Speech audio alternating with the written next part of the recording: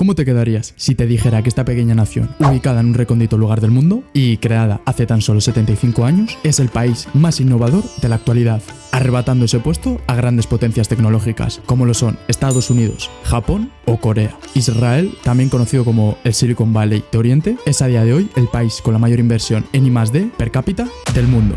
Esta nación ha conseguido crear un entorno donde las empresas están locas por invertir, lo que le ha permitido convertirse en uno de los países más ricos de todo el planeta y superar, por ejemplo, a las grandes potencias europeas en PIB per cápita. Algo muy destacable si tenemos en cuenta que en esa zona del mundo la regla general suele ser la pobreza.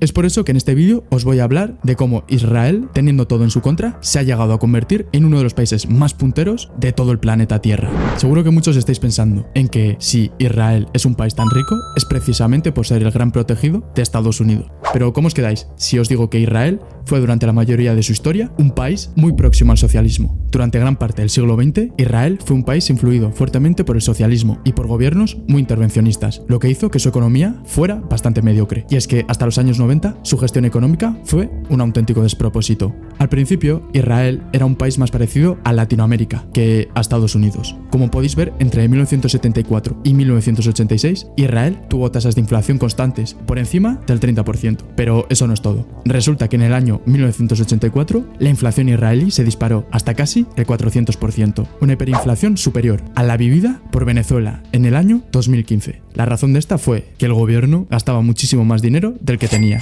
Hubo años en los que el gasto público llegó a superar el 76% del PIB, y para poder financiar todo ese enorme dispendio, el gobierno no tuvo más remedio que darle a la impresora de billetes. Pero al llegar a los años 90, el país dio un giro de 180 grados. Se produjeron una serie de importantes cambios que hicieron que Israel se convirtiera en lo que es a día de hoy. Shimon Peres fue el primer ministro israelí que dio el primer paso hacia estas grandes reformas. Este llegó al poder el año en el que la inflación llegó a ser cerca del 400% y el país estaba viviendo una de las mayores inestabilidades económicas de su historia, por lo que su primer objetivo fue el de combatir la inflación.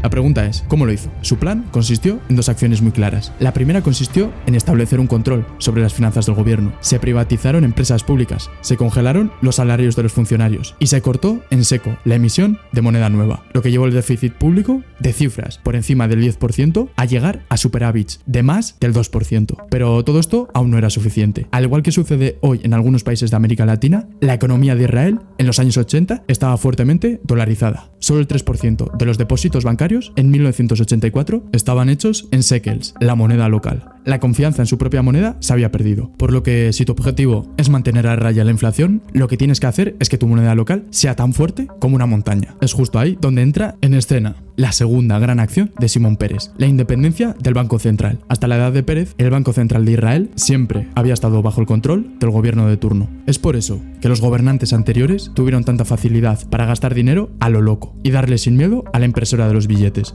Pero lo cierto es que con esta gran medida existía un gran problema, y es que nada impedía que en el futuro un nuevo gobierno llegara al poder y volviera a gastar más y más, disparando con ello de nuevo la inflación, a la vez que creaba un nuevo problema a la hora de usar los shekels. Y es que, ¿acaso tú volverías a usar los shekels sabiendo que si llega un nuevo político irresponsable puede volver a dispararse la inflación? Tu respuesta seguramente es que no. Así que Shimon Peres hizo algo para asegurarse de que ningún político del futuro pudiera volver a disparar la inflación. Lo que hizo fue darle independencia total al Banco Central israelí. Es decir, el Banco Central dejó de obedecer las órdenes del gobierno de turno para empezar a actuar de forma totalmente independiente, con el único objetivo de mantener la inflación a raya. Gracias a este cambio, poco a poco el uso de la moneda local fue en aumento. Todos estos cambios le permitieron al país hebreo adentrarse en una nueva época de prosperidad y estabilidad económica. La inflación se redujo durante la siguiente década, hasta situarse en cifras de entre el 0 y el 2%. Sin embargo, eso no fue suficiente. Israel no solo quiso ser un país con estabilidad y calma, sino que quiso convertirse en una de las economías más punteras de todo el mundo.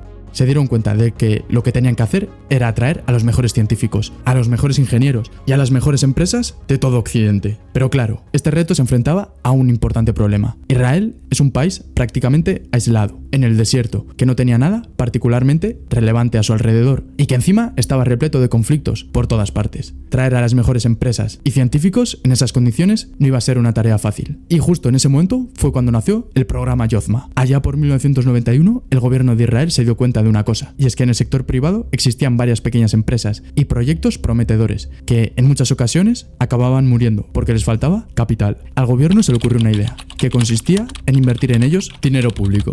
Sin embargo, esa idea también tenía un gran problema, es decir, en qué proyectos se iban a invertir los recursos públicos y en cuáles no. En los países desarrollados existen unas organizaciones llamadas fondos de capital de riesgo. Estas organizaciones básicamente se dedican a invertir en pequeñas empresas.